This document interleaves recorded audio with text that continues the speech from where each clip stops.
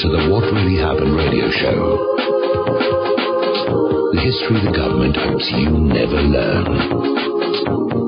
Here is your host, Michael Rivero. And aloha, America. Welcome to our show today. It is Monday, May 4th, 2015. Here we've got oodles and oodles to talk about today. The phone lines are open, 877-300-7645, 877-300-7645. Tom is sitting in our control room, twiddling the dials, keeping us out of trouble, ready to answer the phone when you call on in. Quick program note, Gilad Otzman will be our on-air guest on Thursday, talking about his new music and book tour. He sent me an advance copy of the book. It's funny. It's a humorous book. It's probably going to annoy certain people, but hey, freedom of speech means you're going to see things you don't really like. But I found it was very funny. We'll have more about that on Thursday. Now then, obviously a lot of stuff going on. We're going to turn to Baltimore. And a lot of people are beginning to look at what's going on in Baltimore and realize it is not confined to Baltimore. It is basically a portrait of all that's gone wrong in the United States of America, with the wealth inequality, the massive unemployment, the collapse of the infrastructure, the war on drugs, failure, building the largest prison class of any industrialized nation. And what's really needs to be pointed out, the race baiters are out there on full tilt burner, afterburner overdrive. They're trying to push this as a racial issue. It's race this, race that, and there's a lot of very even for me, offensive commentary out there. Oh, well, the blacks are like this, and the blacks are doing this, and the blacks are... And the other side is saying the whites are like this, and the whites are like that. Somebody is trying to create a racial divide in our society to turn us against each other, so we forget about our common enemy, which is that predatory climate on Wall Street with all of its corruption, private central banking, and, of course, a government that's complicit in our descent to economic fascism. Now, there's a breaking story that started when Fox News reported they'd seen a black individual rush by them, chased by police. The police officers apparently shot this guy without him turning or representing a threat. The police claimed there was a gun on the ground. Witnesses said, no, there weren't. Now the police are saying that, no, there has not been a shooting, even though this individual was taken away in an ambulance. The official story coming out of the police department is this guy was carrying a gun. He tripped and fell. The gun went off. The bullet didn't hit anybody, but he really hurt himself when he fell on the pavement, and that's why they had to take him off to the hospital. And now we are getting reports that while the police were around this guy and bundling him into the ambulance, they were pepper spraying the bystanders. Didn't want anybody getting a close look at what's really going on. And at this point, it almost doesn't matter what actually went down here, because this is where the decades and decades of government lies fed to us by the corporate media are coming back to haunt the government. Nobody's going to believe anything that's officially stated. They could be telling the truth right now. They're still not going to be believed. And remember, politics is perception. And if we don't find a way to calm this thing down, those who want race riots in this country are going to get their way. So to all my brothers and sisters out there, of all races, creeds, color, religion, orientations, whatever, undercover space aliens, all of you, please find a way to calm this down, because this kind of racial division, or even feminist division, they're trying to fan that one back up, it works to the benefit of the money junkies and those in power. They're trying to divide us. They did exactly the same thing back in the 1960s as the anti-Vietnam protests gathered steam, as the civil rights movement gathered steam. The FBI, through its COINTELPRO program, worked to divide Americans against each other so that we were quarreling with each other instead of uniting together and saying what is really the root cause of all that we are suffering, which is that predatory private central bank and a government that is complicit in the looting of America. Now, a little bit of unfortunate news coming out of New York. The New York City police officer who was shot in the head while in his patrol car, apparently connected to the events in Baltimore, has passed away. Actually, he was in pretty bad shape right from the beginning, and they had him on life support, and they basically decided it was time to pull the plug on that, so he has passed away.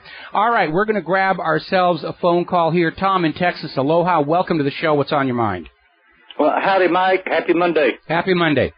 This shooting in Garland. Yeah, we're going to be getting on to that next. May I say something about that? Yeah, sure. I try to keep my finger on the pulse, of things that's happening in the DFW area, like artwork and music and all that kind of stuff. I never heard any kind of advertisement or anything about this event going on. No, Pamela Geller set this thing up to basically be a new Charlie Hebdo attack. They were having a contest for cartoons that insulted the Prophet Muhammad, because that, after all, is freedom of speech, while criticism of anything Israel does, of course, is hate speech and is to be prosecuted. And I'm seeing it all over the independent media. Nobody's buying this. This thing I hope not. Yeah, no, this was set up, this was by invitation only, where the inner clique of Muslim bashers got together and drew funny cartoons and got a $10,000 prize for the best one. And very clearly, this was supposed to be another Charlie Hebdo incident here in America's heartland to prove that ISIS lives among us. And apparently they botched it rather badly. And I think the difference between Texas and Paris is that Texas has a lot of guns around. And that's why these shooters didn't get anywhere. Yeah, I've been hearing these conflicting reports. The security officer that was shot, at first he was unarmed. He was shot in the leg, and he's going to be okay. And I just recently heard another report that the great hero that he is, he killed both of them, even though he was unarmed. Whoever comes up with this stuff has got to be mentally deficient. No, they assume we're all mentally deficient, that we don't see the contradictions here. But very obviously somebody shot these two patsies before they could get inside and cause the damage that very obviously they were supposed to. I think it's very telling that Pamela Geller had addressed this little confab and had left the building before the shooting actually began. Well, okay, thank you for your time, Mike. I just wanted to point it out. This is definitely a false flag, because I never heard anything about this until it happened. Yep. And we got conflicting reports now, and like I say, I guess they think we are stupid, huh? Well, they think we are, or they certainly hope we are, and they're still trying to play these propaganda games by the rules that worked in the 1950s and 1960s, and they simply don't anymore. For one thing, the government and the corporate media are dealing with a population with a very healthy degree of skepticism about anything they see reported in the corporate media or coming out of any politician's mouth. And they're still a little late realizing just how much their credibility is in the Al-Qaeda here.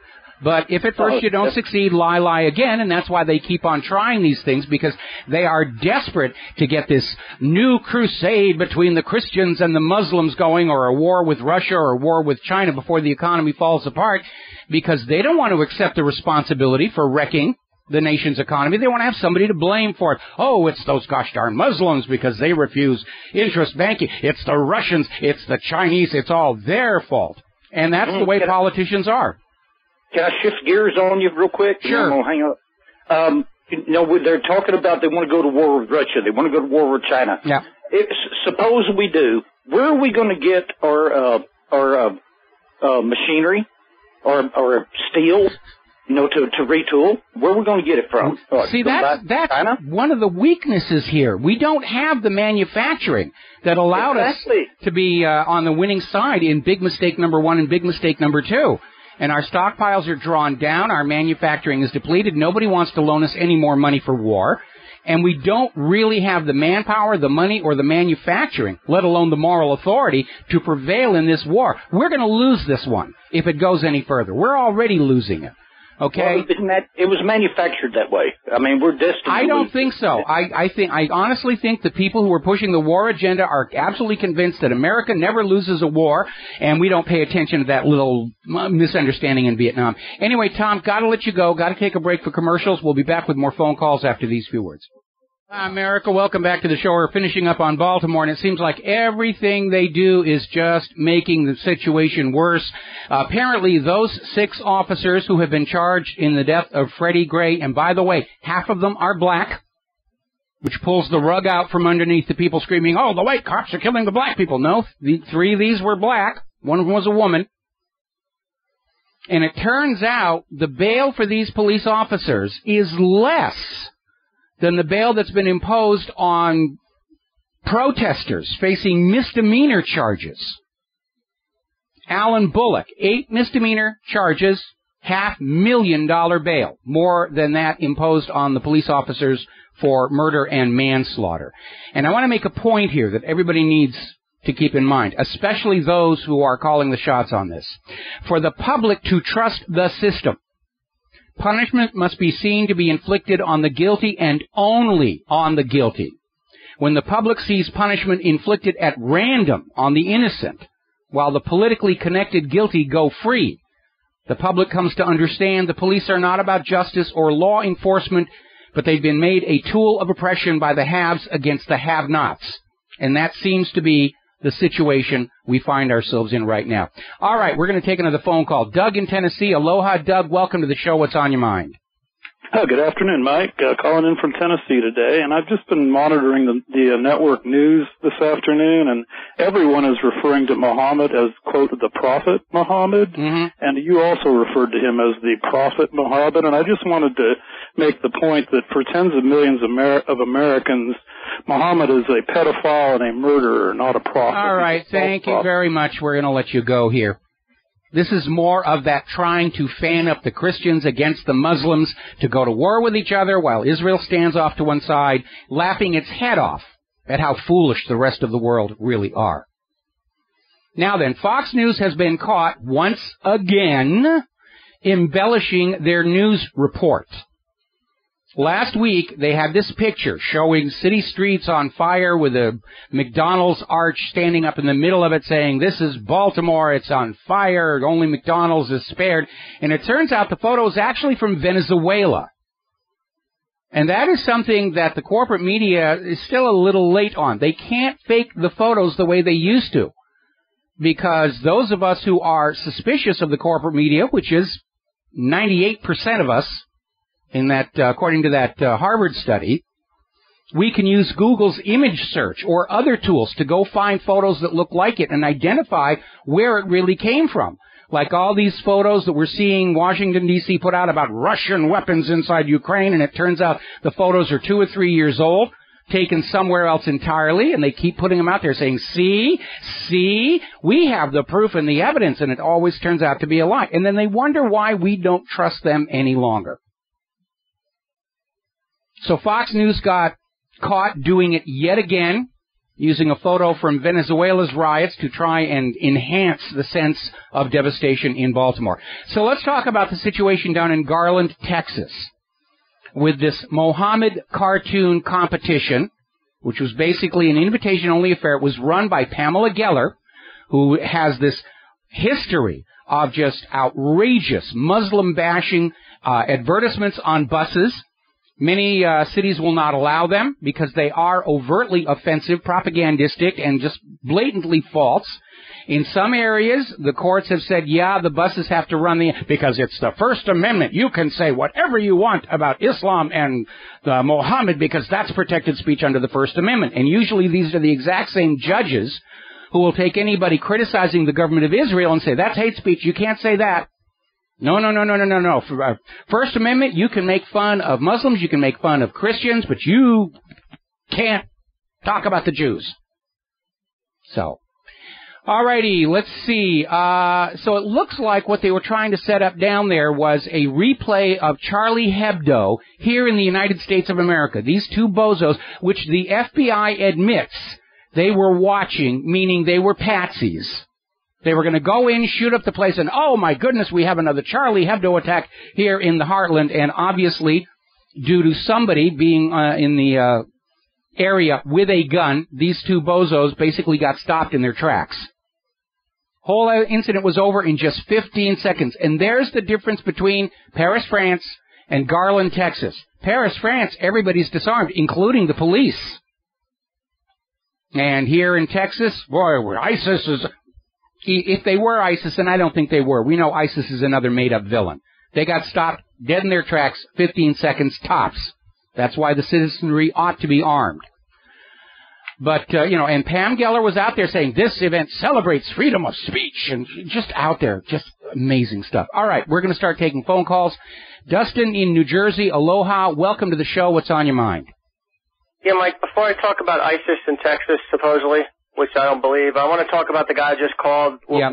What uneducation and unintellectual, to make a statement like that, it blows my mind how people can call in just start throwing out gibberish.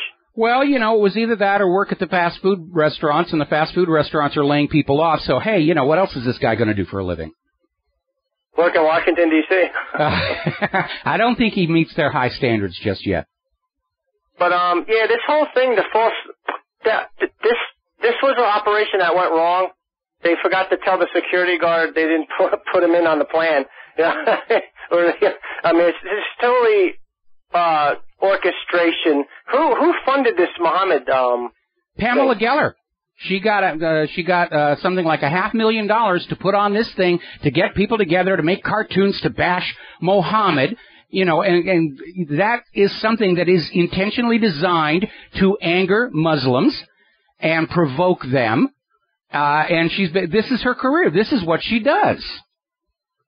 And all of a sudden a car pulls up 15 seconds later.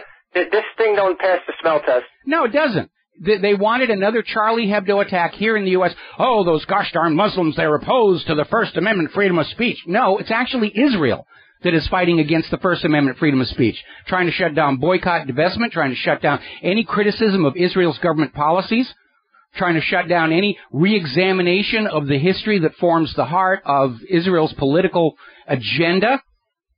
They're anti-First Amendment. They very much are, but they're trying to say, it's the Muslims. It's just like Israel has nuclear weapons. We all know they have it. And Israel's out there saying, Iran is the problem. Iran is the problem. Israel commits all these crimes and then tries to say everybody else is guilty of them. Go bother them. That's basically what's coming down. Hey Mike, I just want to real quick, Victory Day, May 9th. So I watched the parade. Russia's going to have the new Armada tank showing for the first time, and yes. Some other neat vehicles. The one anti-personnel carrier, if anybody saw pictures, it's got a heck of a lot more than the Bradley fighting vehicle armor-wise. They've come up with a really cool improvement to the track design, Yeah. and I was noticing that immediately. That's a brilliant idea to keep the tanks going, even when the track is partly broken by ammunition. Makes it easier to repair, too. Anyway, listen, Dustin, I gotta let you go. We gotta take a break for commercials, and we'll be right back. Oh, hi, America. Welcome back to the show. We're finishing up on the botched false flag down in Garland, Texas. They were hoping they were going to have another Charlie Hebdo right here in the heartland to prove that ISIS is here. And they're trying. The corporate media is trying to recover from it and just pound this thing as hard as they can. But nothing really happened. Two guys showed up. Somebody shot them. They're saying it's the security guard, but the earlier reports were the security guard wasn't armed. Maybe some good old boy Texan just showed what the Second Amendment is really all about and stopped these guys in their track. One of the shooters is named Elton Simpson. The other shooter was his roommate. And apparently they are from Arizona. And they drove all this way to Garland, Texas to walk in and shoot up this Draw Mohammed contest. The FBI is acknowledging that they have had this Elton Simpson on their radar for years. And basically it sounds like this is another one of these losers recruited by FBI undercover informants and turned into a patsy to be used in these situations that we have seen time and time again over the last decade, trying to convince us there's a domestic terrorist threat justifying spying on all the law-abiding citizens. And they apparently botched this one really good. The police are currently searching their apartment in Phoenix, where I'm sure there's all sorts of planted evidence to convince us all that our friends and neighbors are all ISIS and coming to kill us if we don't start believing the U.S. government and do as we're told by saying. And I don't think it's going to work. And again, nobody in the independent media is buying this as anything but another botched false flag attempt here. A lot of people coming out there saying, it's time to take a closer look at Pamela Geller.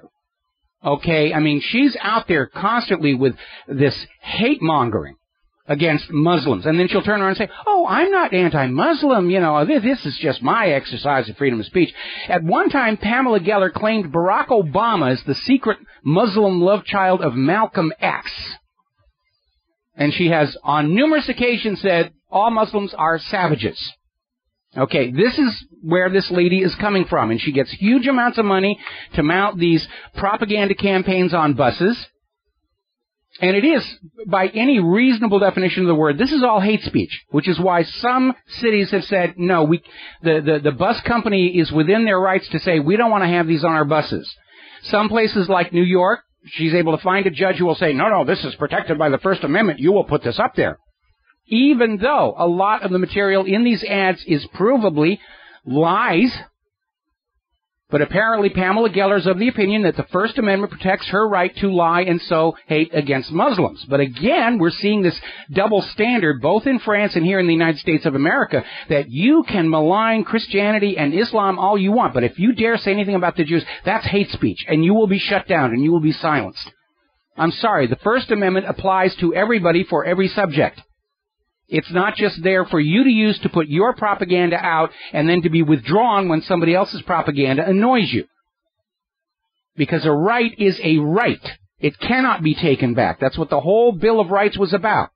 And I know Common Core is teaching today our children, they're brainwashing our children, that our rights are gifts from the beneficent central government which can be withdrawn on demand. No, they can't. The whole idea of a right is the government cannot touch it. It's hands off. If the government can suspend it, it's not really a right in the first place. It's a privilege bestowed by a master on particularly obedient slaves. Can't have it both ways here. Flashback story from Daily Kos basically raising the issue that Pam Geller is in all probability an Israeli agent. And she's out there with these comments like the IDF is the most benevolent and moral army in the world. One time she called Obama the Antichrist. So this, to me, this whole Draw Mohammed contest, which I think was done in response to the one in Iran, about cartoons about Israel and the Holocaust. And I think this shooting incident was supposed to be a new Charlie Hebdo attack here in the U.S. so that they could start imposing more controls on freedom of speech against Israel. On behalf of Israel, shut down BDS, whatever. At this point, looking at this botched false flag, the attempt to fan up the police brutality issue into race riots, the growing hostility that we're seeing in the feminist movement to try and get men and women against each other, this is clearly a repeat of the 1960s U.S. government divide and conquer strategy. And to turn us against each other, so that we do not unite against the real cause of all of our misfortune and suffering, and to distract us from the ongoing rush to war, because I've noticed on the corporate media, they're not talking about what's going on in Ukraine, or Yemen, or Syria, or Iraq, or Afghanistan. It's not there. It's all Baltimore, all Garland, all the time. We're being conditized with this manufactured violence. So, turning to Ukraine, NATO Commander Philip Breedlove is out there with this attitude that war is peace, right out of George Orwell. And he's saying it's time to mobilize for war against Russia. We're going to have to fight them. We might as well get it over and done with now. And he's out there with the usual lies that Russia is arming the Donbass self-defense forces. Russian forces are repositioning, and they're up against the border. And there's not a piece of evidence for any of this. There's no evidence for direct Russian involvement in Donbass. Putin's too smart for that. And every piece of photography or video that has been put forward to say that Russia's the cause of all that's going on in Ukraine has been exposed as a fake and a fraud. The U.S. government is desperate to get a major war going before the economy collapses, because if the economy collapses and they don't have somebody to blame it on, the American people are going to be marching on Wall Street and Washington, D.C. with tar, feathers, ropes, and rails, and rabid wombats. Now, last week we were reporting on how billions of dollars that were just being handed to military officers, U.S. military officers in Afghanistan, have just sort of vanished. Nobody knows where it went. And Obama has responded to this revelation of obvious corruption and embezzlement in the Afghanistan forces by cutting the budget to the watchdog, slashing their staff basically almost in half, with the excuse that the money needs to go into the renewed Afghanistan war. We're having to go back into Afghanistan because those gosh darn Afghanis won't stay conquered. They won't stay obedient to their U.S. puppet ruler. Same thing happened in Iran, same thing that happened in Iraq, same thing happened in Yemen, same thing happened in Libya. The U.S. planned out this entire war for the supremacy of the U.S. dollar on the theory that once they overthrew the government of a country, the country's people would obediently follow their U.S. puppet rulers the way they'd followed their own government. And that model does not work any longer because the people of these nations understand this is what's going on. They're not being fooled into thinking that the new government represents an improvement over their old government. They see the new government is a U.S. puppet regime that is there to loot their natural resources, their labor, their work product for the benefit of these giant multinational money junkie banks. That's what's going on here. All righty, let's see. Now, down in Yemen, conflicting stories about a Saudi invasion. Saudi Arabia is denying it, that they have invaded. Maybe that's because the reports we're getting from the Yemen people is that they succeeded in repulsing a Saudi Navy attack in Aden. They've captured one Saudi ship, damaged several others. So it's turning out to be a lot tougher than they were expecting. We got to take another break for commercials. I know we got callers waiting on the line. We'll get to your calls just as soon as we get back. And aloha, America. Welcome back to our show here. We got some callers waiting on the line. I'm going to get to the call here in just a second, but I do have this report coming out of Yemen. Saudi Arabia continues to bomb. They are targeting food trucks. Okay? These are not military targets. They are punishing the people of Yemen for trying to kick out their U.S. puppet ruler. Now, over the weekend, it came out that Saudi Arabia is using cluster bombs in Yemen against civilian targets supplied by the United States. And the United States is defending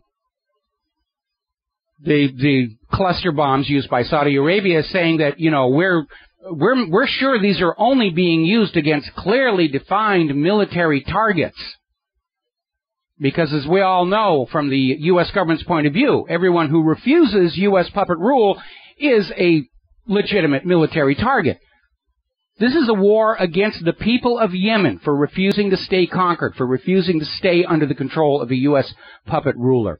All right, we're going to take a phone call here. John in Barbados. Aloha, John. Welcome to the show. What's on your mind? Hello, Michael. Yes, I'm considering starting a new news service.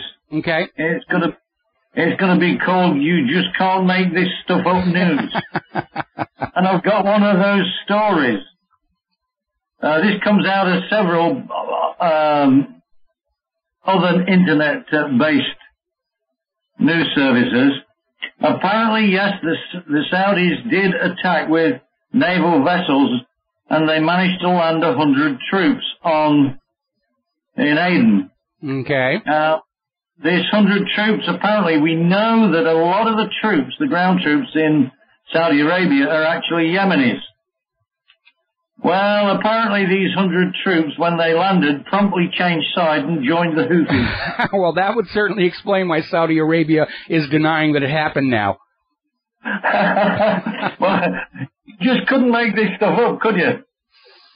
Well, you know, if Italy could change sides halfway through World War II, I'm sure, you know, the Saudi troops can do the same thing.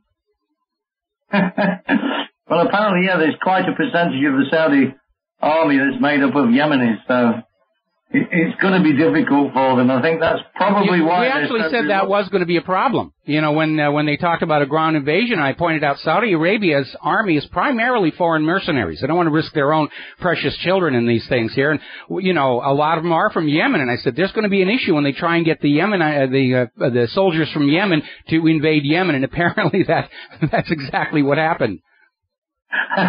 Well, that's the story. So I thought I'd just put that out for you there, just to lighten the conversation there, but you just can't make it up. Everything is so messed up everywhere. You know what they say, truth is stranger than fiction because fiction has to make sense. Okay, Michael, I thought I'd just put my little oar in on that little subject. All righty. Well, thank you very much for the phone call and for the information. And yeah, that would sort of fit with what's going on with the reporting, where at first they say, yeah, we're invading, and then they back up and say, no, they aren't. And the people of Yemen are saying that the attack on Aden by Saudi Arabia was repulsed. And yeah, that would fit in. That makes a lot of sense here. Now then, moving on to the situation with the warmongers who are desperate for yet another war, this time in Iran. Senators Cotton and Rubio, as you are aware, have been pushing for amendments to be added to this bill that Congress is considering to give themselves veto authority over the P5+1 deal. Okay, now, this whole bill is rather a pointless exercise. The U.S. Congress might be able to pull the United States out of the deal, but Congress does not have any lawful authority over the United Nations Security Council. But they're still going to go. And have you noticed this weird thing? And when it comes to starting a war, Congress can't be bothered. Oh, a blank check, pre-authorization, yeah, go bomb people. But the possibility of working out something peaceful, by golly, Congress is going to wait on in there. Now, the good news is Cotton and Rubio have been pushing for all these additions to the bill that just place all kinds of impossible demands on the agreement. They're basically going in there, and they have the temerity to think that Congress can order the United Nations to add conditions to the P5+1 deal, such as recognizing Israel as a Jewish state, which has got nothing to do with Iran's nuclear power, expanding all inspections to all of Iran's military, which was never part of the issue. The good news is that these anti-Iran amendments look like they're going to fail. Not because members of Congress are standing up and saying these are wrong and inappropriate and pointless, but because the addition of these amendments might cause the entire bill to collapse.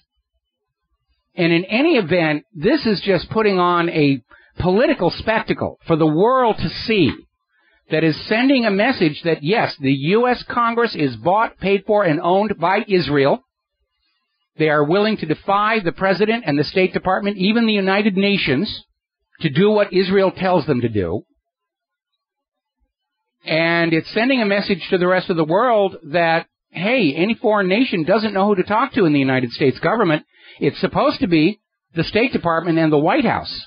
Congress is not supposed to be involved in foreign policy. There's even a law against it. If members of Congress engage in foreign policy outside the permission of the State Department, they're in violation of the Logan Act. There's a 3-year prison sentence attached to that. But our members of Congress are going to prove that they are friends of Israel by defying U.S. law to do what Israel tells them to do. All righty. Israel has claimed there was a rocket attack from Syria and has launched airstrikes into Syria. Hezbollah is saying they reserve the right to retaliate against these Israeli attacks coming in. So Israel's trying to kick up a war with Syria now. And in an example of really bad timing, there's a group called Breaking the Silence. This is an Israeli group that is pro-peace.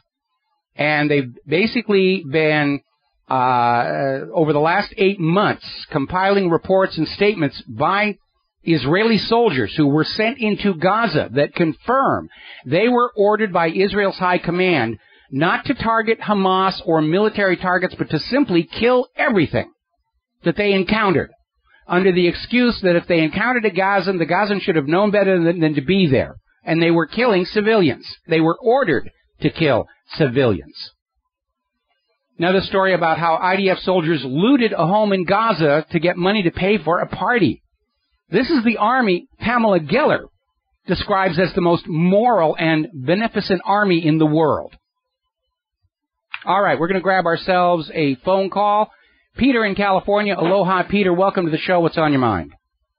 Yeah, hi, Michael. I just wanted to point out, as you were talking about Congress and the way they react to Israel, and how, like, they have never invoked their War Powers Act to stop a war or to stop Obama from going into, or Bush or anybody, really.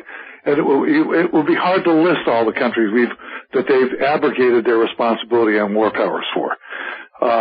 They will surrender our rights under the Fourth Amendment and the First Amendment for freedom of speech and illegal search and seizure and everything else, and the surveillance state, and the fact that Obama claims he can murder us and that they can imprison us forever. Those things that are within their purview and their responsibility, they will go all out. They will go all out to avoid, and haven't done anything. But for Israel, oh my Lord, they'll exceed their authority. They'll absolutely exceed the only authority Congress has regarding Iran is they could pass a declaration of war, because Congress is supposed to be the body that declares war. I think the reason they're not doing that is because they know a lot of them are facing re-election next year. A new war is not going to be very popular. And in all probability, Obama is going to veto it, because Obama at least understands the U.S. military is overextended. They can't go to war with everybody at the same time. And I think Obama's strategy is to put Iran off a little further, because they really need the war with Russia and China to duck the blame for the collapsing economy. I think that's what's going on in the White House. Yeah, but Mike, the imperial presidency has grown by leaps and bounds, and they do nothing to stand in its way. Oh, because they all want that job eventually. They're going to let the president do whatever he wants, because someday they'll have that Oval Office, and they want those powers. Even when it comes to the intelligence community bugging the Senate Intelligence Office or overseers, nothing. They'll do nothing. But man, they'll exceed. They'll go way beyond anything they can do for Israel. The United States is under a foreign puppet government. We have a puppet ruler in Washington, D.C. that rules this nation for Israel. It's very blatantly obvious now. Peter, I got to let you go. We got to take a break for our top of the hour news break. Thank you for the phone call, and we will be right back after the news.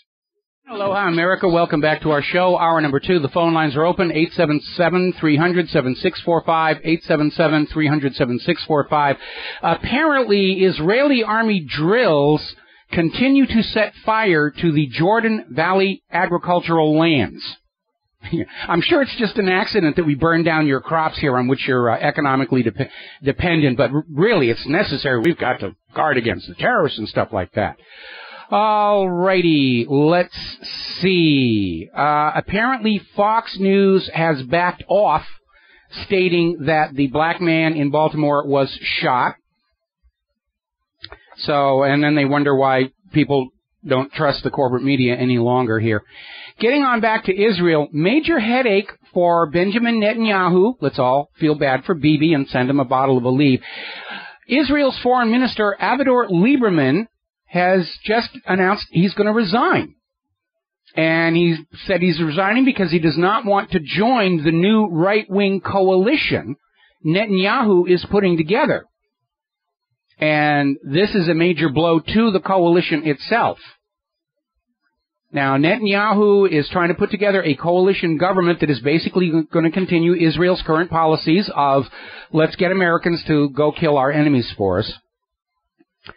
Meanwhile, over in Canada, Stephen Harper is out there pledging unconditional support of other people's children to fight against the Islamic State. And he's out there with this usual bovine excrement that they have to fight ISIS in Iraq and Syria to protect the Canadian people at home. And I have a message for Stephen Harper, okay? If you invade someone else's country, you're not defending your country. You're attacking people who are defending their country. But we have seen this dodge used going all the way back to World War II. Hitler used it. We have to attack them first, or they will attack us. And it's garbage, and it's junk, and I hope the Canadian people are going to see through this, because they're pretty smart people up there.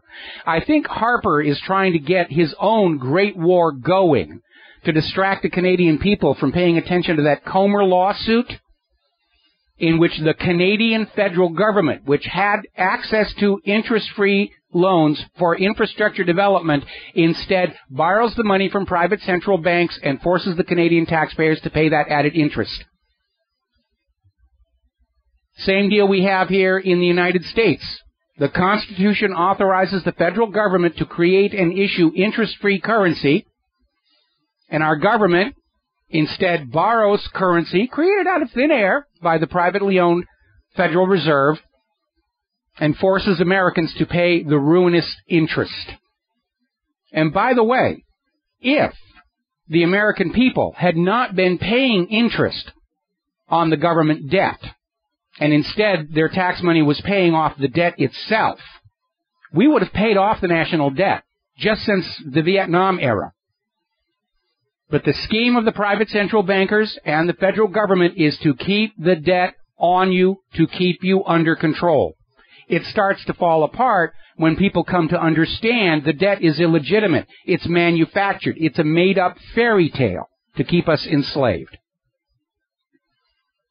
Rule by bankers is no more legitimate a form of governance than rule by divine right or rule by slavery. And like those former failed systems, it only works as long as the people can be made to believe that this is the way life is supposed to be. And more we're seeing around the world the emergence of private central banking heretics saying, no, this is not what's best for the people of planet Earth, and it's time for something else. The only legitimate form of governance is self-governance. Not original with me. That's what the Washington and Jefferson and the boys were saying 240 years ago. Now, Italy's giant oil firm, Eni, is now eager to return to Iran's lucrative market. They're basically saying, to heck with these U.S. sanctions. Go ahead and sanction Iran all you want. We're going to do business with them. And we're also hearing that U.S. companies, despite all the saber rattling and all the rest of that tough talk, U.S. companies are still importing Russian petroleum. The sanctions are all about politics and propaganda. They're not real. And if Congress somehow derails the P5+1 and the U.S. throws more sanctions on there, who's it going to hurt? It's not going to hurt Iran. It's going to hurt the United States. Because U.S. companies will be forbidden from doing business with Iran or Russia, and Iran and Russia will simply turn around and do business with everybody else. These sanctions are isolating the United States of America, not Iran and not Russia. Russia's economy is actually doing great ever since the U.S. sanctions. Can't say the same for the U.S., can't say the same for Europe. Article out of Blacklisted News, the endangered species, the self-employed middle class. And basically pointing out, small businesses started by middle-class Americans used to be responsible for 60% of all new job creation. It was a major part of our consumer economy. And it's being driven out of existence so that everything is owned by a corporation and you're not allowed to do anything on your own. And then they wonder why the consumer economy is collapsing. Now, we've got major retailers closing 6,000 stores across the United States, which means all the people working in those stores are losing their jobs.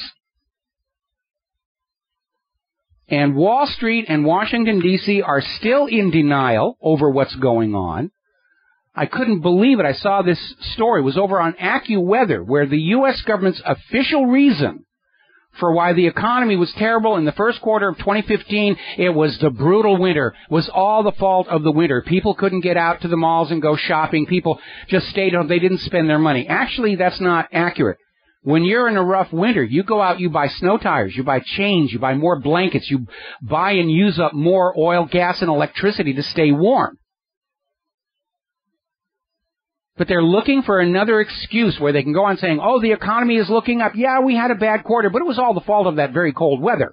And, of course, you, as a loyal American citizen, will immediately forget about this brutal winter that they're blaming the economy on. The instant Obama starts talking about his carbon tax to fight the warmest year on record, and yes, NOAA and NASA are already out there saying 2015 is the hottest year on record, global warming is real. You have to pay a carbon tax, buy carbon credits. You have to let the government tell you how to live your life to save Earth from you icky-poo human beings. Story out of Zero Hedge, Bill Gross. This is all ending. And he's basically saying the same thing a lot of other people have been saying. We're saying it here. When the financial system is rigged to draw all the wealth out of the pockets of the people and concentrate it in this very tiny fraction of 1% at the top, the system is going to seize. And Bill Gross is basically saying, yeah, they don't have a reset strategy. And they're pounding up the stock prices to make the assets look like they're good, but it's all an illusion. And there is not enough currency in circulation among the people to get the economy going again. See, it's one thing to have a pyramid scheme to suck wealth out of the population, and it gets up to the top.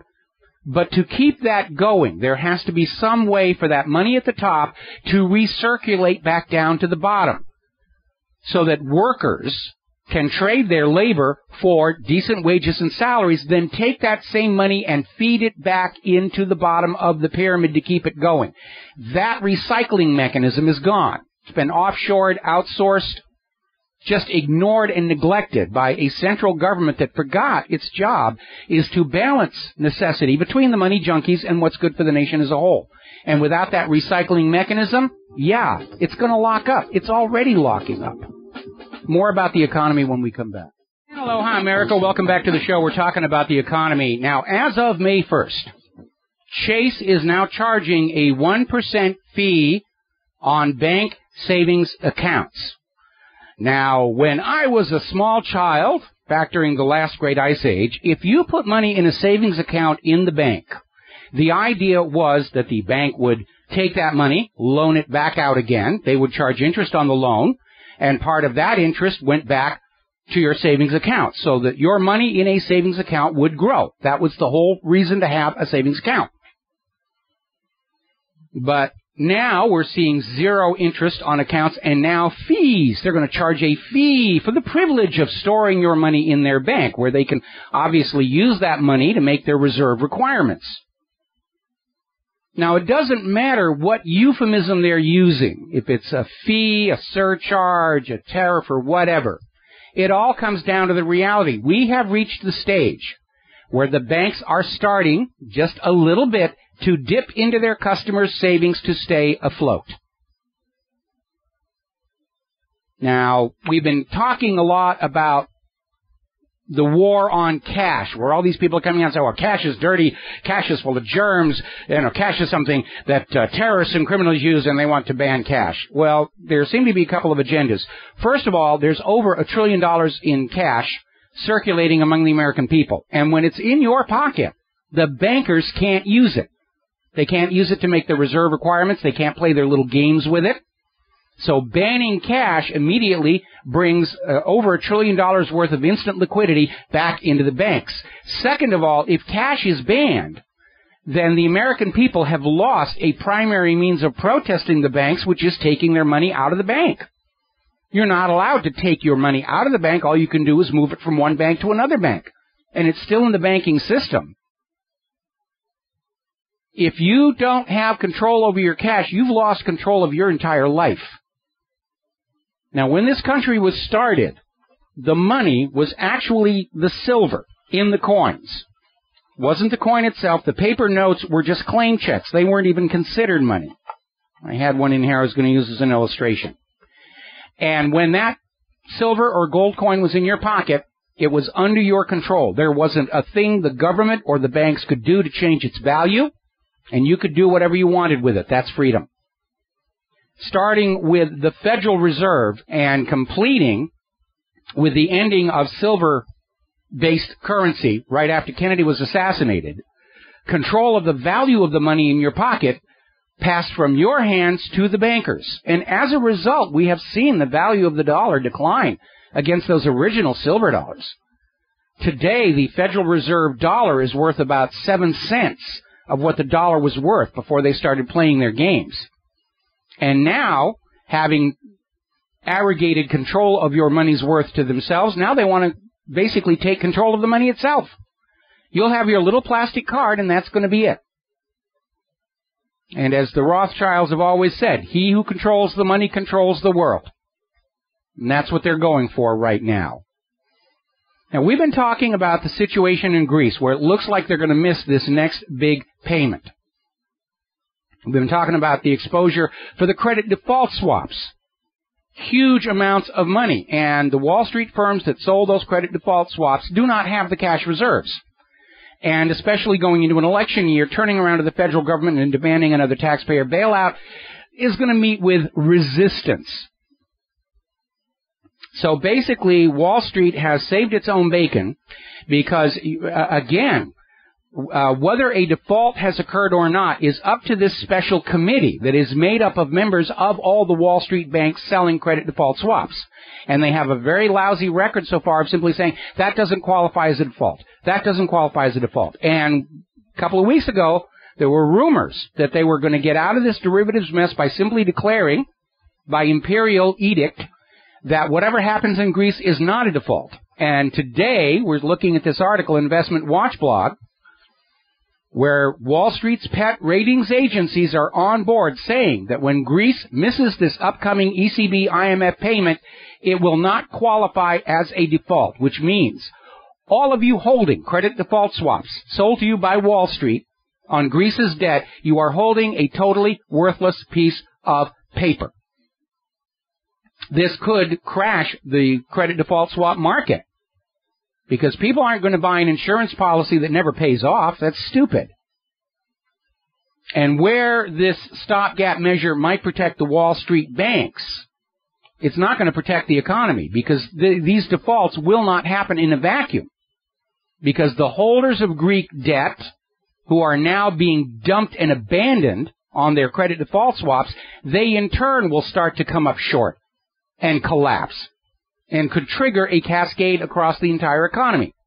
The whole economy is going to crash, except the banks on Wall Street are going to say, hey, we're okay according to these rules that we just made up. We're fine, and, it's all your fault, somebody else's fault. Meanwhile, Russia has ratified a $100 billion BRICS fund that rivals that of the IMF. They just tossed apparently another $18 billion into the pot directly. And they're committed to this $100 billion BRICS fund. It now rivals the IMF. And people are going to be going to BRICS because they're sick and tired of the IMF's use of debt as a political tool of domination. And they're going to be saying, let's try an alternative. It's time to try an alternative here.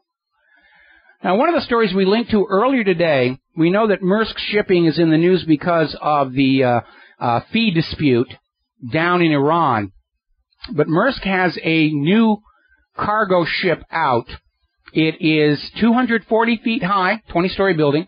It is a quarter of a mile long and 200 feet wide. Can hold more than 18,000 of the standard 20-foot shipping containers, about double what the other so-called megaships can carry. And here's where it gets interesting. The United States does not have any shipping ports that can accommodate this.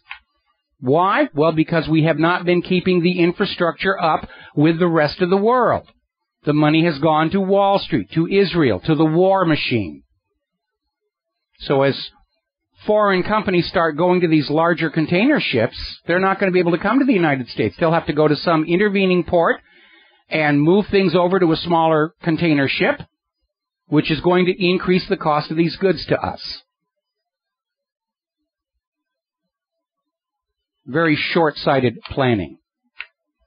Now then, let's get on to Hillary Clinton because we now have a list, it's linked to the front page of whatreallyhappened.com, of 181 Clinton Foundation donors who, as they were donating, lobbied Hillary's State Department. The number one donor on the list, and they don't even know how much they've given, is the Bill and Melinda Gates Foundation.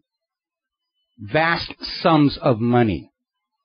And it's come out that the Clinton Foundation has hidden even more foreign donations than anybody realized. They're in defensive mode on this. And a lot of Hillary's supporters are starting to say, this is over the line. We can't support this anymore. We'll be right back. Aloha, America. Welcome back to the show here. The U.S. is now denying that any civilians were killed by the U.S. airstrikes in Syria's Aleppo. The U.S. is saying they're all ISIS terrorists. Well, how do you know they were ISIS terrorists? Well, they're dead, aren't they? Of course, if they're dead, they had to be terrorists. They were doing exactly the same thing in all those other wars, like in Iraq. Oh, we're not killing civilians. If they're dead, we meant them to be dead because they're really bad people. Really? Got any proof they were ISIS? They were where the bombs fell, you know. Circular logic here. Getting on back to the world of politics, Jeb Bush and a lot of his other Republican would-be nominees are out there stumping around. And Jeb Bush is out there with a statement, our enemies need to fear us again. And basically they're all bashing Obama for not being willing to go to more wars against more of whoever's designated the enemy this time. In fact, all 5 of these people who are at this gathering pledged absolute unquestioning loyalty to Israel and disdain for Iran. So the way the GOP candidates are shaping up, no matter what the voters want, this next election will loot our money for Israel, send our children off to more wars of conquest in places like Iran. These days, when anybody asks me how I plan to vote, my reply is for immediate secession. And what we're seeing here is a validation of something I have been saying all along. History has shown every time the U.S. government gets the economy into an absolute hopeless mess, they get into a world war to try and get out of it, or at least distract you from it. Crash of 1907, World War I. Crash of 1929, World War II. Crash of 2008, look how many countries the United States has attacked, drone-struck, overthrown. We are technically already in World War III. We don't have the Big Bang yet. We don't have the big uber enemy, but they're working on that. Rick Santorum is out there leading the Republican charge in South Carolina about radical Islam. And he's out there saying, you know, let's just bomb them back to the 7th century. That's his idea of how to deal with radical Islam. Now, back in 2011, Santorum came out with this absurd statement that the Crusades by Europe against the Middle East were not an aggression. He says that's absolutely anti-historical to suggest that the Holy Crusades into the Middle East represented a form of aggression. I don't know what he thinks they were. Probably out there saying, oh, you know, when God tells us to go out and kill a bunch of people, it's not an aggression on our part. We're merely doing God's will. They're really pushing for a major global war. They're trying to literally start a new Holy Crusade of all the Christians against all the Muslims, killing each other off.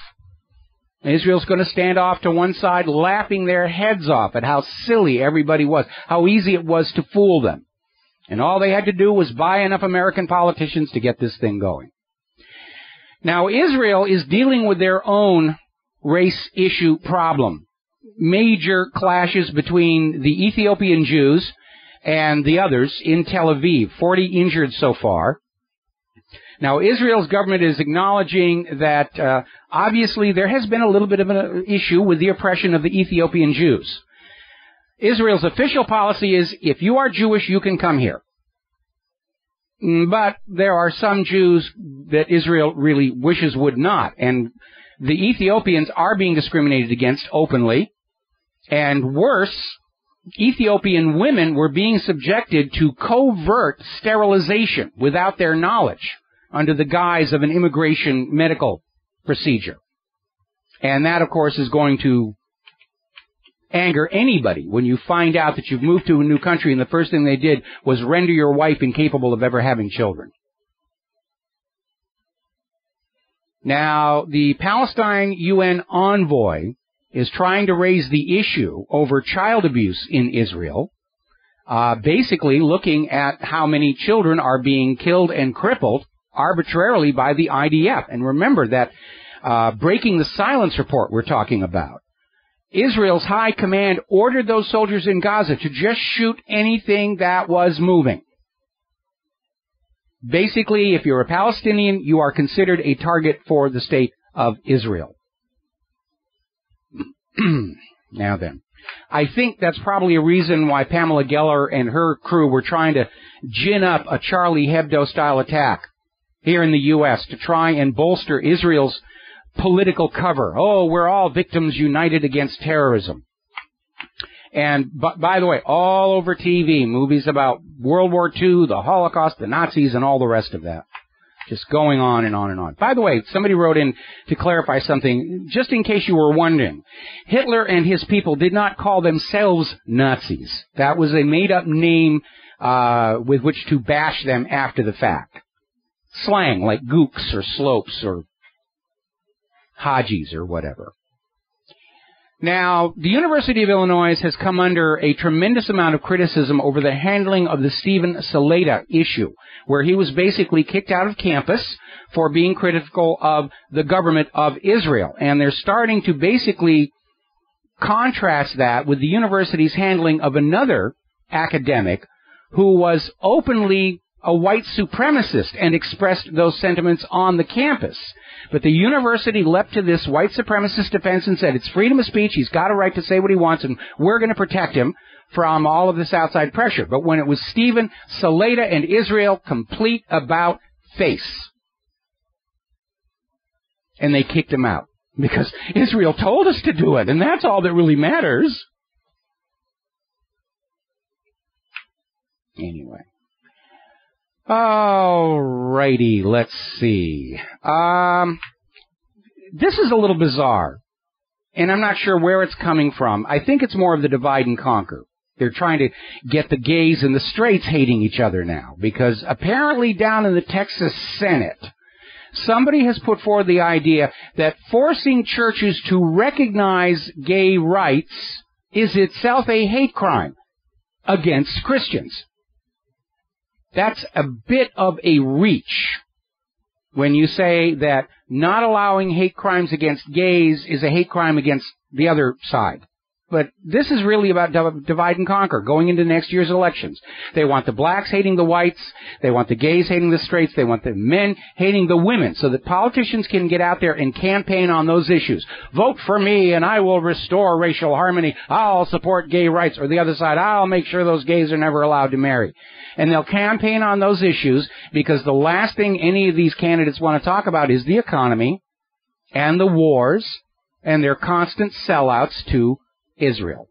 They don't want to talk about that. And every election season, we see the same thing. Going into the election season, they fan up racism, they fan up homophobia, they fan up feminism and women's rights and the rape hysteria, regular as clockwork. I'm old enough to have seen this pattern repeat time and time and time again.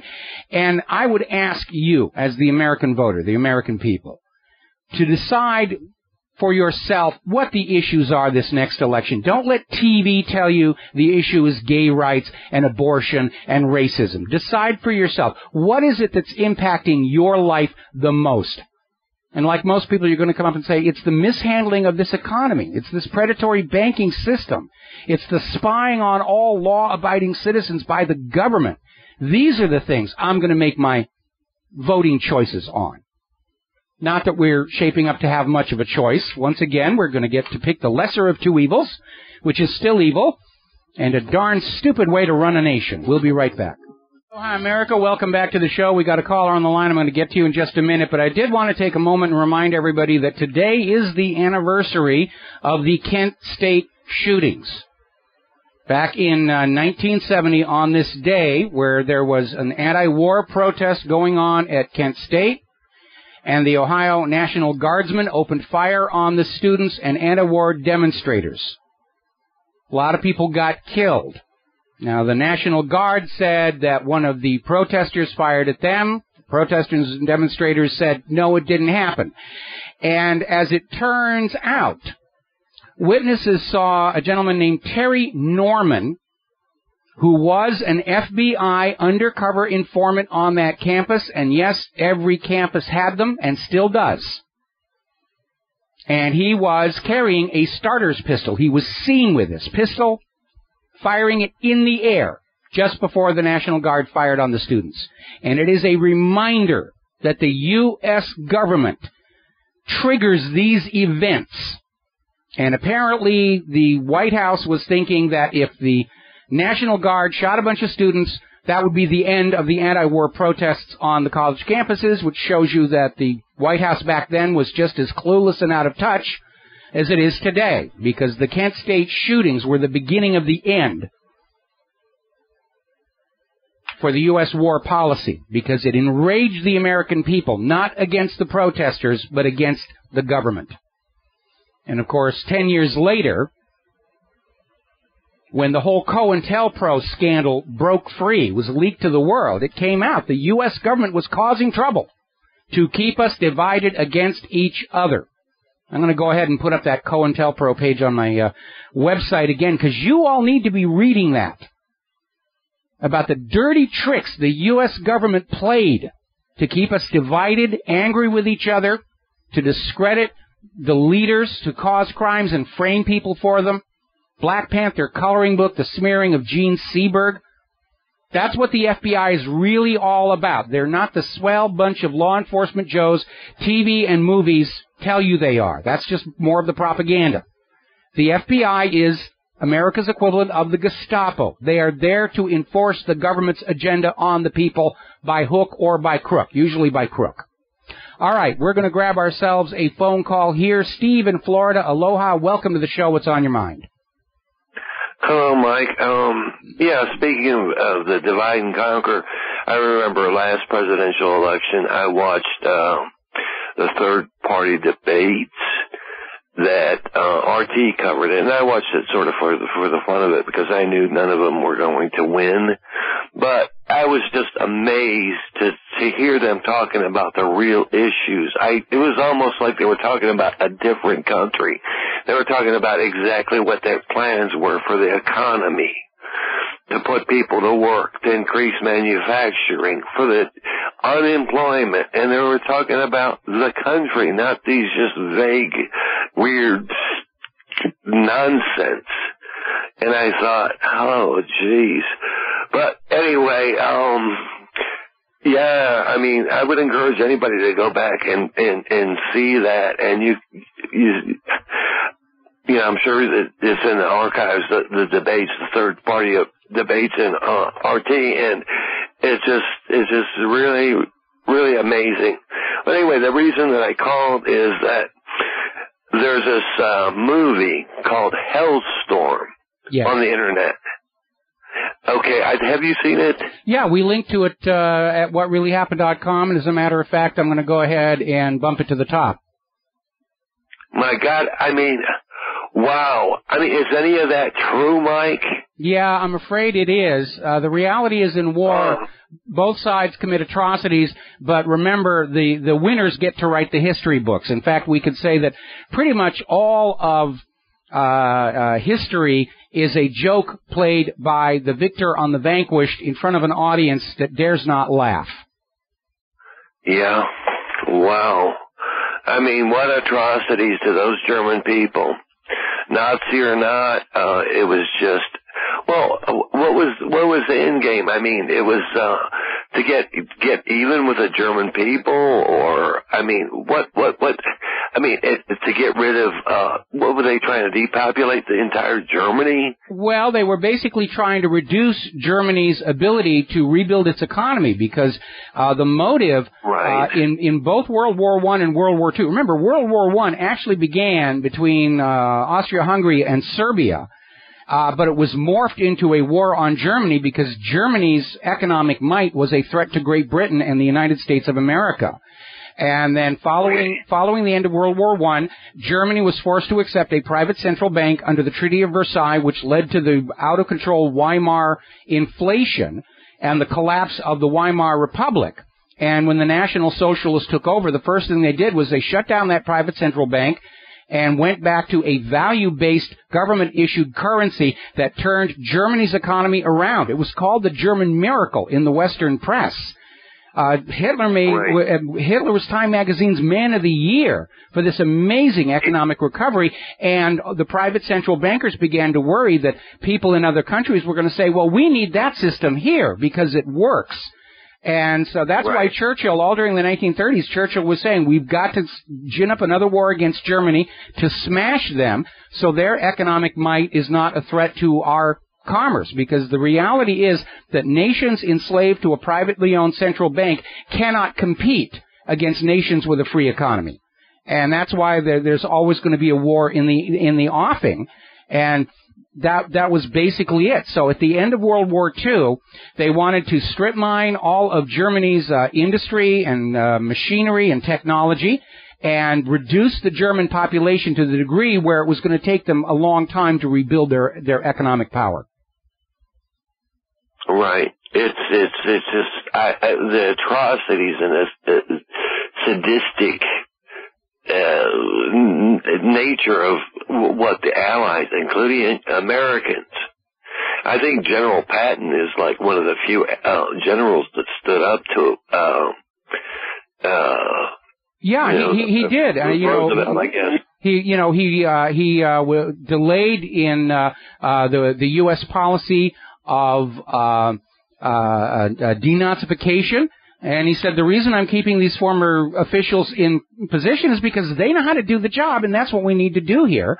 And, Patton's attitude was that people joined the National Socialist Party the same way they would have joined the Republicans or the Democrats. It didn't make them automatically evil. Only the leadership made them evil, which he was certainly true, and that's why basically he was hounded out of office, and there was an assassination attempt on him, which paralyzed him, of course, for the rest of his life. I can see why the Europeans, definitely don't want another war. No, they definitely don't. The last two were fought in their front yard. They are not ready to have another one of these arguments in their front yard. And again, I was working in Europe, in a couple of places in Italy and in Germany. And there are still places there where the scars from World War II are very, very visible. We don't have that here in the United States of America. It's been so long since there's been a war on our soil, meaning the Civil War. And there's a couple of graveyards and battlefields that are preserved, but we don't go around our everyday lives in our cities still seeing bombed out blocks. It's not part of the American experience, but it certainly is part of the European experience. Right.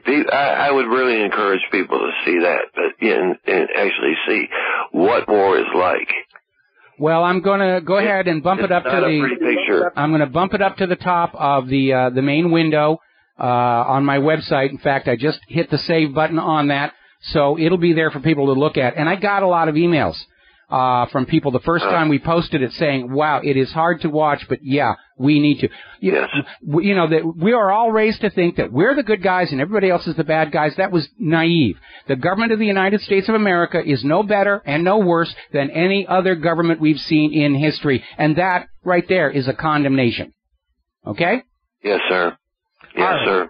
Thank you, Mike. All right, thank you for the phone call. We're going to let you go. We're coming up here on our top of the hour news break. When we come back, we're going to be talking about online spying, how Eric Snowden changed our world, much to the annoyance of those who operate in the dark. They're now out there in the sunlight. We've rolled the rock over, and we've seen all these little government agents scurrying about, trying to get back into the slime. We'll be right back.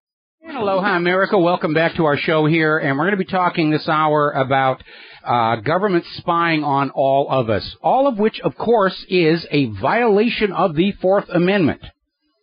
Also, the Fifth Amendment, because the government is not supposed to be using your property for their purposes without just compensation. That's in the Fifth Amendment underneath the part about self-incrimination.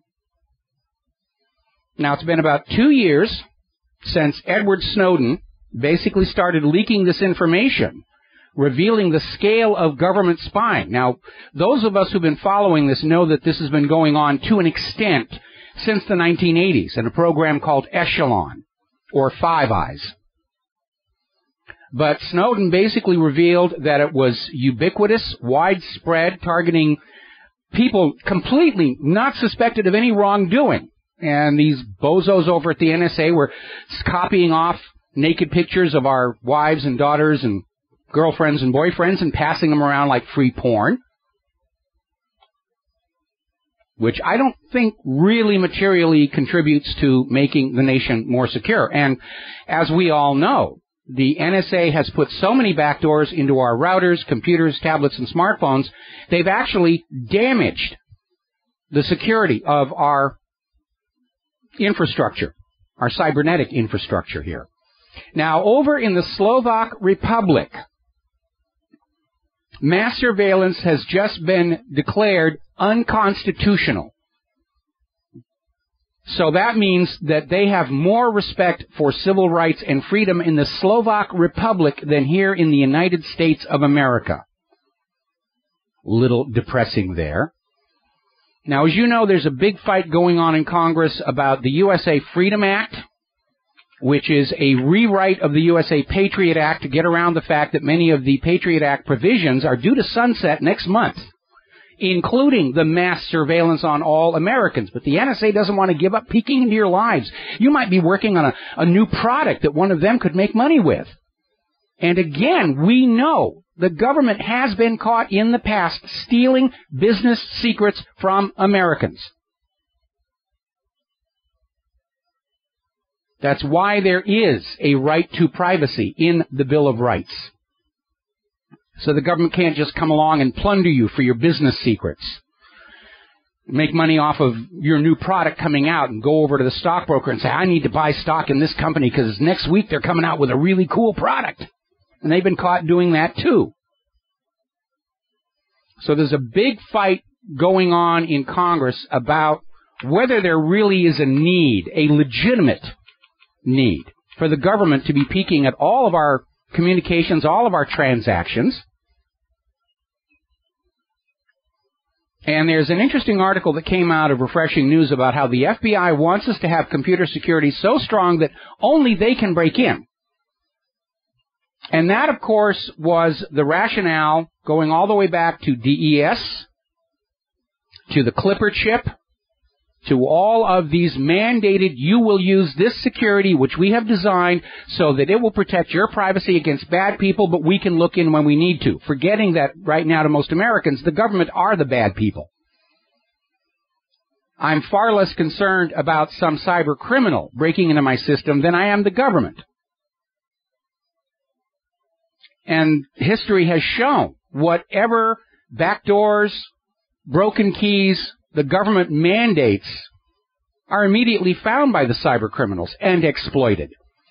For a while, there was a FBI malware called Magic Lantern that was out there, and the companies that manufacture or sell computer security software were told, do not look for this one.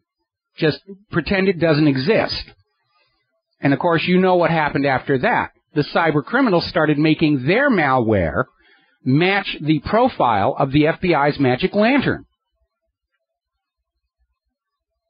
So the FBI is out there one more time saying, we're going to have computer security that is strong enough for you to use, but we can still get in there. And they won't. They've never been able to do it. They've never been able to do it. They're just addicted to peeking at your lives. And by the way, back in the 1960s, there was this great television series called The Outer Limits that I had to beg my mother to let me watch it because she thought, oh, it's monsters, it'll give you nightmares. And it was one of the best written series on TV of that time. And there was one episode called Obit, O.B.I.T. And it was centered about this system that could literally read people's minds from a distance and find out their greatest secrets. And it turned out this was actually something planted on the country to demoralize and destroy it by destroying our sense of privacy. And there was this one brilliant line toward the end where they're investigating what the heck happened with all of this, where this guy who was running the machine came out and he said, this is an addiction. This machine is addicting. You can't not look once you have that power. And I think that is what we're seeing over at NSA and FBI and CIA. Once they've got that ability to peek, they don't want to give it up. They're addicted to that power thrill of being able to peek into your bedrooms whenever they feel like it. Now, Congress, and again, because we're going into an election year, is taking, or at least the illusion of a firm stance and basically slamming the FBI for what appear to be some very stupid ideas about encryption, such as the aforementioned, we're going to have computer security that's strong enough for everybody, but we can still peek in. We're still seeing these other comments coming on out. This is over at the Daily Bell. If you encrypt your cell phone, the terrorists will win. And they're always coming up with these 24-hour-like scenarios about there's a nuclear bomb and we have to get into the cell phone to get, or a child has been kidnapped and we need to get into the cell phone to find out where the kid is. Well, first of all, you can already track a cell phone. Okay, if you know the kidnapper has their cell phone and hasn't thrown it away, so he's not being tracked, or the kid's cell phone, you can find where they are. You don't need to be reading their emails and web browsing habits to do that. But the reality is that terrorism isn't a threat to the nation. I mean, the civil police are 55 times the threat that terrorists are to the nation. The biggest threat to the nation right now is the stealing of our business secrets by the government, because it's working in the long run to destroy our economy. Nobody's going to want to go to the time, effort, and expense to try and invent and develop a new product if some buddy of somebody over at the NSA is able to get to the patent office 15 minutes ahead of before your application gets in. It does, as that Outer Limits show pointed out, it demoralizes a nation. It saps their energy, their will to innovate and develop, because nobody's going to be developing and inventing new products if the benefits from that are siphoned off for some political crony. Now, apparently the FBI has responded to a Freedom of Information request regarding the Stingray with a 5,000-page document of which virtually every page is completely whited out. They could have just taken a blank ream of paper and sent that over.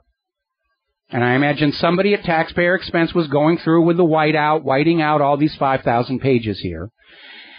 More alarming, Federal Communications Commission member Ajit Pai said over this last weekend that he foresees a future in which federal regulators will seek to regulate websites based on political content, using the power of the FCC or the Federal Elections Commission. So they're coming after whatreallyhappened.com and the rest of the websites. All of this a violation of the First Amendment, because that First Amendment is there so that we can comment politically on what's going on without interference from the government. They're obviously afraid of us. I mean, to the point where they're willing to openly defy the Constitution and the Bill of Rights. They're afraid of us. We got to take a break for commercials. We'll be right back. And aloha, America. Welcome back to the show here. Now, according to Congressman Justin Amash from Michigan, posted on his Facebook that as of right now, there are not enough votes in the Congress to reauthorize the USA Patriot Act. And that's why they're trying to push a lot of that authorization into the USA Freedom Act, but basically saying the current Patriot Act, where provisions are due to sunset next month, they don't have the votes to pass it, probably because members of Congress understand this will be uppermost in our minds during the election next year. Now, if the provisions of the Patriot Act sunset next month, it's important to understand the NSA is going to go on spying on you, just like they have been since the 1980s. It'll just be illegal as well as unconstitutional, but that's never stopped the NSA yet. In fact, the NSA probably wants an announcement that these authorizations have sunsetted to lull you into a false sense of security. Oh, Congress says NSA can't spy on us anymore. I don't need to bother developing my own systems of encryption to do what I'm going to do. And you'll go back to just very naively and trustingly using your electronic devices for your private communications, your business plans, your Aunt Mary's top secret chocolate chip cookie recipe. With a false sense of security, you're not being spied on. And they're still going to spy on you. That's the reality. They were doing it before it was legal. They'll do it after it was legal, and you might as well take the necessary steps to protect your privacy because the government will not. And you do have a legitimate need for privacy. You have a right to privacy recognized by that Fourth Amendment. The government is not allowed to violate that right until they know for certain that you are engaged in a crime. Not maybe do a crime, not we think you might want to someplace in the future. There has to be existing evidence of a crime before they pry into your personal affairs. That's the rules. They're not playing by the rules, but those are the rules. Meanwhile, Angela Merkel is on the defensive over revelations that Germany has been acting as the NSA's proxy, spying on France and the European Commission on behalf of the United States government. And Merkel is now backing off and saying, no, we weren't doing that. Of course not, we weren't. But the repercussions are spreading around the world. Airbus is going to sue the United States and German intelligence over spying carried out against Airbus. Now, I don't pretend to know the inner workings of the aviation industry and the Airbus manufacturers, but I can't imagine that any espionage carried out against Airbus has to do with national security or terrorism. It's industrial espionage, and that's what Airbus is charging. Airbus is accusing and charging the U.S. government and Germany with industrial espionage carried out using these taxpayer-funded systems. And there's nothing new with that either. We've talked many, many times about the huge scandal over the Asia-Pacific Economic Conference was held in Seattle back in the 1990s, where U.S. government intelligence assets on the taxpayer dollar, using taxpayer-funded equipment, broke into the computers of conference attendees to steal business secrets for Bill Clinton's cronies, to find out what this company was going to bid for a certain contract, so that Clinton's cronies could underbid by just a little tiny bit and win the contract. That's what industrial espionage is about, stealing processes, finding out bid information, all of that. That's not what the FBI and CIA and NSA are supposed to be doing. They have been hijacked and co-opted by the money junkies. And here we're getting a confirmation of something I suspected a long time ago. This is over in WorldNet Daily.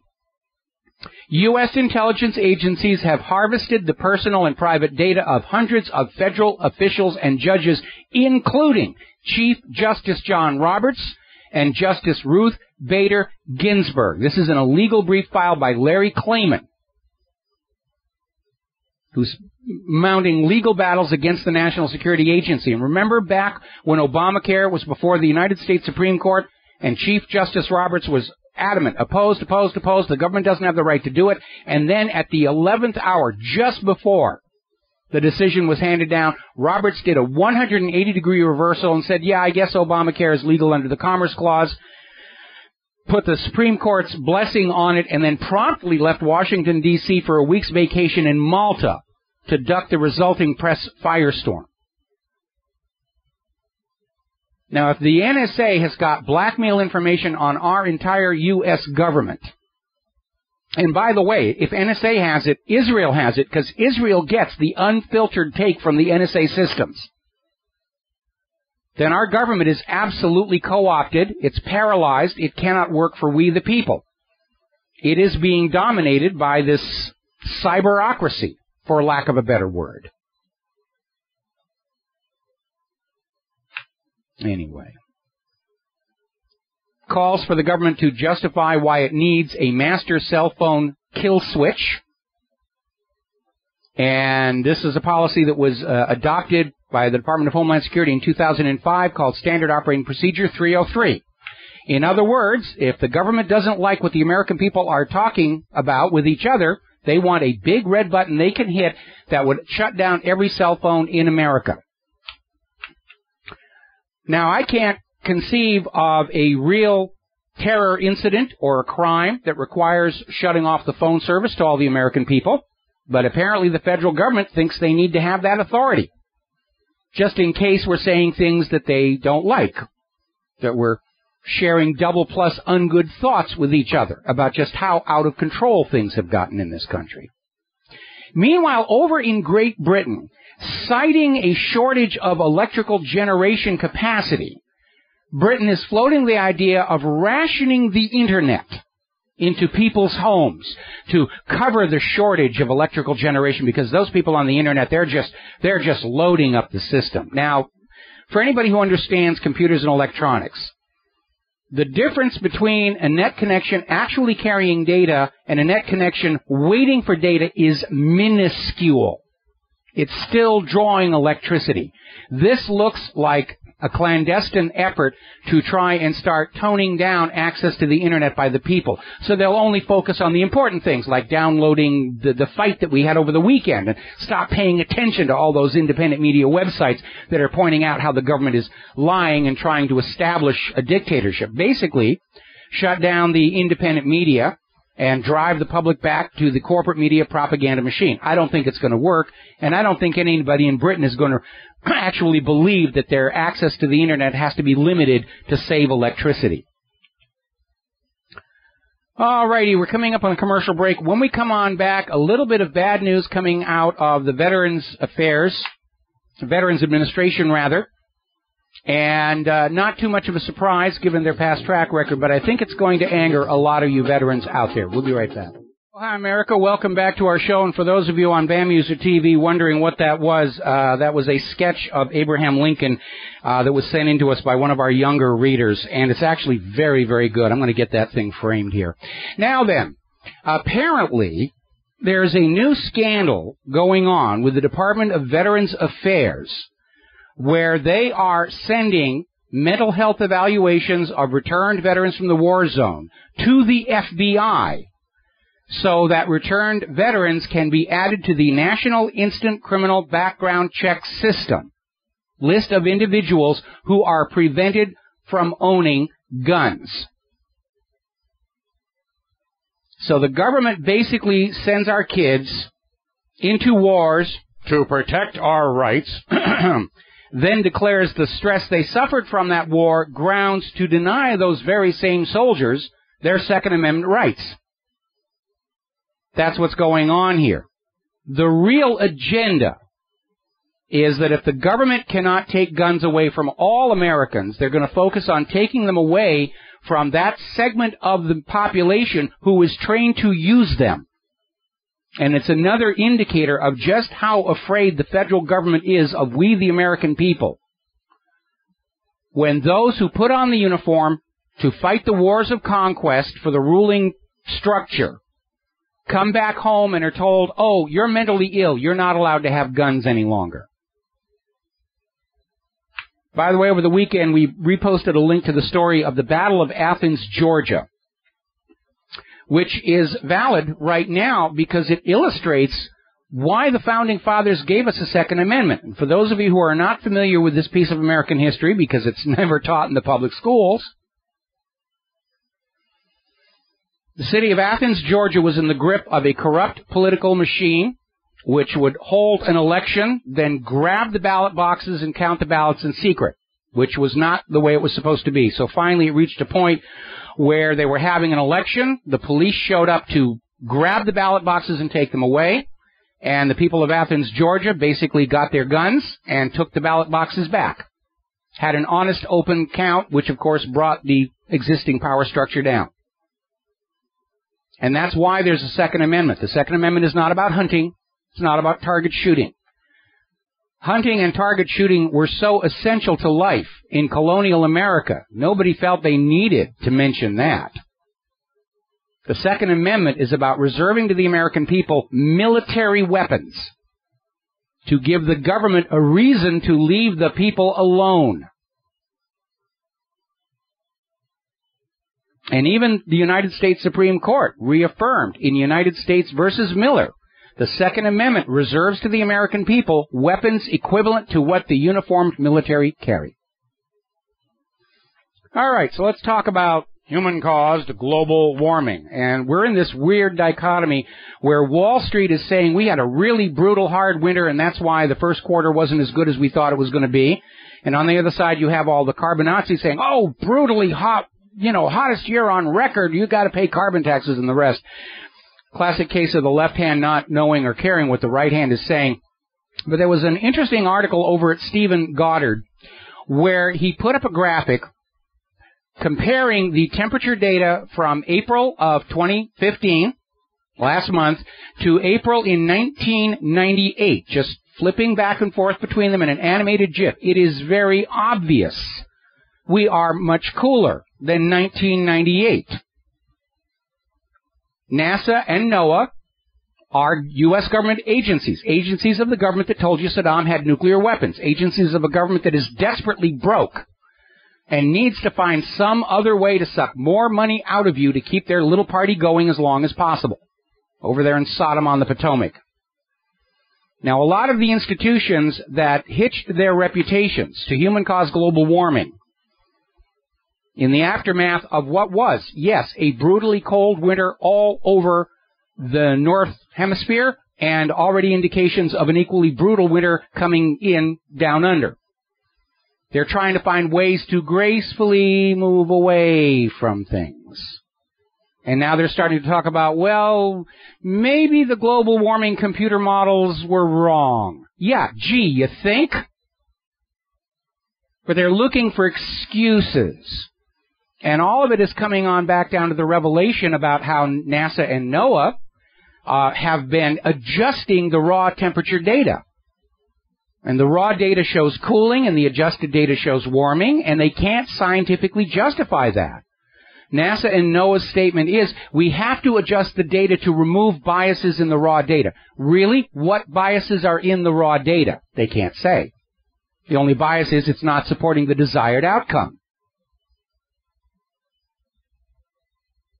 By the way, for those of you in New England who are not ready to put away the skis and snowboards, the New England ski resorts are still open for business in May. Huzzah, huzzah, huzzah. Half a dozen ski areas across the region are still open for business. Over in Finland, they had a whiteout last day of April. Poor road conditions, whiteout conditions, snow and ice. Now then, everyone's talking about how are we going to solve global warming? Well, first of all, global warming isn't happening. Well, we've got to get rid of carbon dioxide. It's acidifying the oceans. As it turns out, organic farming is proving to be a very efficient carbon sink. But of course, we're not allowed to do organic farming anymore. We have to have GMO, and we've got to do all this.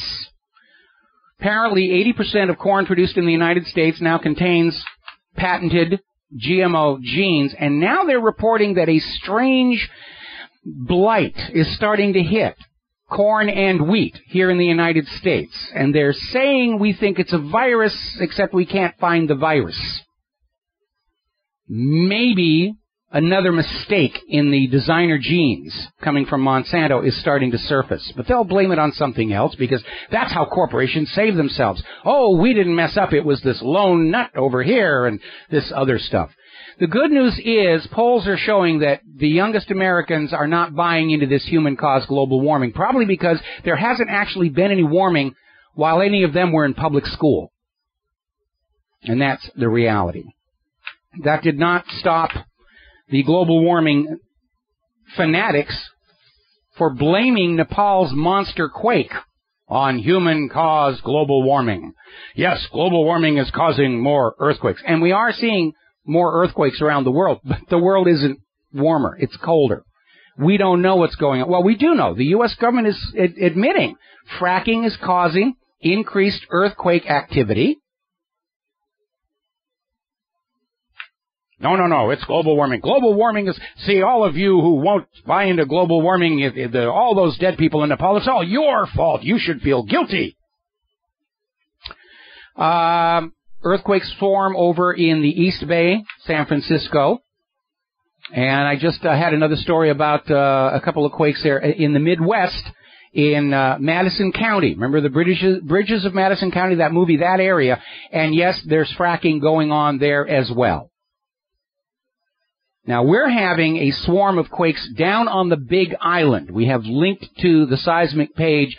Kilauea's inner crater has overflowed with lava. It's now out on the wider crater. And there's just this swarm of quakes down Chain of Craters Road and also, very alarmingly, down to the southwest into what's called the Rift Zone. Now, a lot of people talk about the possibility of a chunk of the Cumbre Vieja volcano in Las Palmas falling off into the Atlantic. We actually have a similar situation on the Big Island. There's a large slab of land on the Big Island, south of Kilauea, that's actually fractured and slipped. And at some point, that might plop into the ocean. And if you look at places like the Pali Cliffs of Oahu or Napali on Kauai, yeah, chunks of these islands do fall off into the oceans from time to time. We'll be right back. Aloha, America. Welcome back to the show here. Tuning in with the corporate media real quick. Apparently, former President Bill Clinton is out there saying there's nothing sinister about all these foreign donations to our foundation here. It's not like they were giving the money directly to Hillary when she was lobbying for their interests at the State Department. And I'm already getting emails. The corporate media is just going to town on this Garland, Texas story, even though nothing actually happened. The two shooters did not get past the lobby. They're trying to fan this into America's equivalent of Charlie Hebdo. Oh, those gosh darn Muslims, they hate freedom of speech and expression. ISIS is in Texas, and they're trying to maximize it, even though obviously they botched this thing rather badly. We're going to take two more phone calls here before the end of the day. Joe in California, aloha, welcome to the show. What's on your mind? Hi, thanks for taking my call. I just wanted to make like an observation, and I was wondering if, in order to downplay all of the scandals associated with Hillary Clinton, would they bring a whole bunch of different people in to run for the office or as candidates to try to add more confusion and diversion to draw attention away from Hillary? Well, I think Hillary would certainly want some easily disposed of people to make it look like this was less than an anointing. But I think there are some Democrats out there who are perceiving Hillary's potential weakness, and whether they think they can win in 2016 or not, by throwing their hat in the ring, they basically set the stage for them to become a name going into 2020. There are a lot of Democrats seeing a potential opportunity, and a lot of Hillary's most loyal financial supporters are starting to put their checkbooks away. They're starting to think that she's not going to be able to get past the email server scandal, the foundation bribery scandal, and, of course, all of her old baggage is coming up. I mean, Hillary's carrying more baggage than Kim Kardashian on a photo shoot, travel office firings, cattle futures trades, Vince Foster, all of that stuff is going to come back to haunt her. That picture of Hillary in front of the White House Christmas tree with a known cocaine smuggler and Clinton donor, that's going to come back to haunt her. Because, you know, there's an old saying, be careful who you step on your way up, because you're going to meet them all on the way back down. And I think that may be about to happen to Hillary Clinton, because there's a lot of people, you know, that are really angry with the Clintons, and they're seeing an opportunity for a little bit of payback. Well, who is it behind the two-party system that has made it impossible or nearly impossible for a third candidate to come and even be able to speak as they break it down? Well, that was, you know what I mean? Yeah, that was a cost-saving move by the corporations. They got sick and tired of having to bribe 5 or 6 candidates in every race. So they said, let's just go down to 2 parties, and that way we only have to bribe 2 candidates to bypass the will of the voters going into an election. So it was basically the two-party system is an invention to save the corporations bribe money. Okay. All right. Thank you. All right. Thank you very much. We're going to switch over here to Damien in New York. Aloha. Welcome to the show. What's on your mind? Hey, Mike. How you doing? Just calling really briefly about global warming. You know, all these people that are railing against, making the cause for and railing against human-caused global warming, these are the same people that are profiting from the companies that they're throwing subsidies at. So they're throwing tax dollars at these companies. We're funneling money back to them in the form of campaign finance or donations or whatever, and they're screaming about global warming. It's not your fault or my fault that when we turn on a light switch, the power source is coming from a fossil fuel or something. It's their fault for giving the money to these companies, propping them up, instead of putting that money towards viable renewable energy sources and put people to work. There's plenty of options available. I sent you a bunch of emails about the Joe Holden hydro thing. I've been looking at that, but here, what's going on here, of course, is the oil industry is still a very powerful lobby, and what they do is they set up these alternative energy experiments. They're set up to fail. So the politicians can say, well, we were looking at alternative energy and that didn't work out.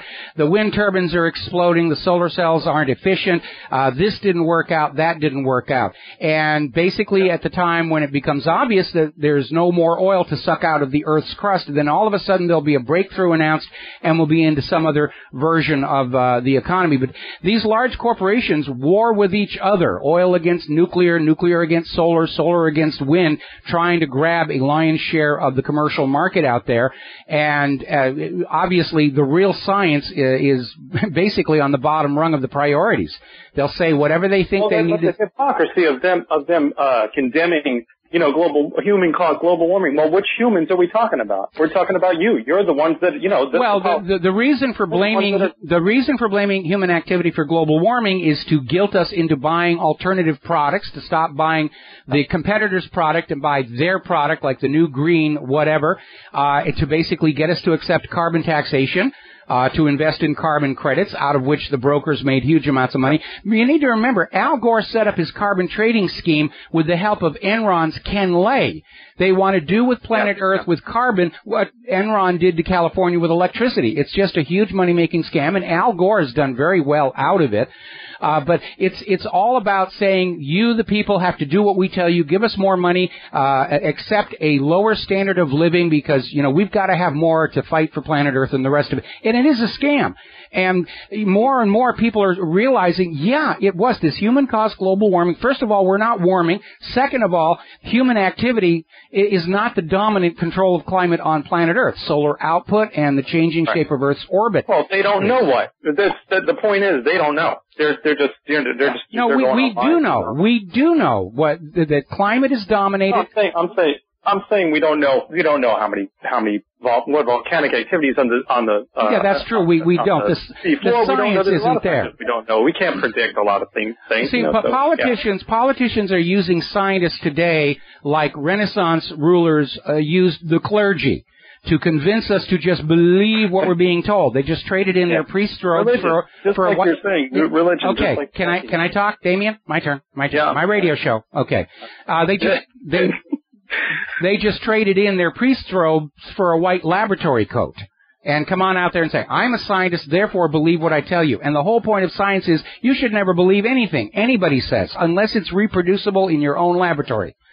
And that's absolutely not what's happening. Damien, got to let you go. We're almost out of time. Thank you for the phone call.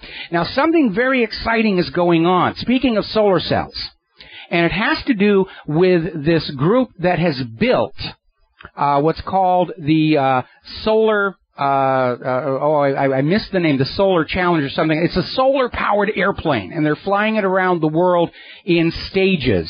And this next month, they're going to have a 5-day solar-powered flight from China to here in Hawaii. I'm trying to get in touch with these people so that I can be there for the approach and landing and get some photos and videos.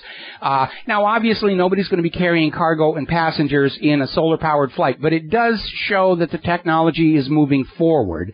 And they're basically, they're trying to get all the way around the world. This segment of the flight is the most dangerous. It's the one that took Amelia Earhart all those years ago. But they're going to bring it to Hawaii, and then they're going to go from Hawaii to Phoenix later in May. And so that's very exciting technology, and I really do wish them well.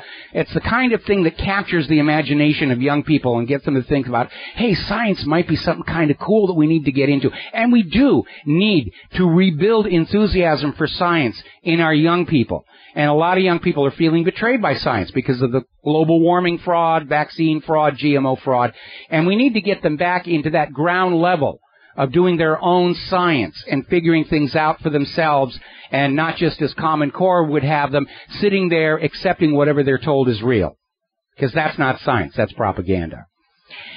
Alrighty, we're almost to the end of the show, and even though Kiev officially declared the Chernobyl wildfire extinguished, experts in the area are saying that, yes, a gigantic radioactive plume has been released by the burning of the forest where the original plume fell all those years ago. And apparently they've had radioactive debris falling on Kiev itself.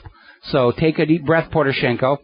And there's the music. Time for us to get out of here. I got to do Jim Goddard's show up in Vancouver. We'll be back tomorrow here on the Genesis Communication Network. Until then, stay safe, stay informed, stay skeptical. Make good choices. This is a call to Rivero's Rangers.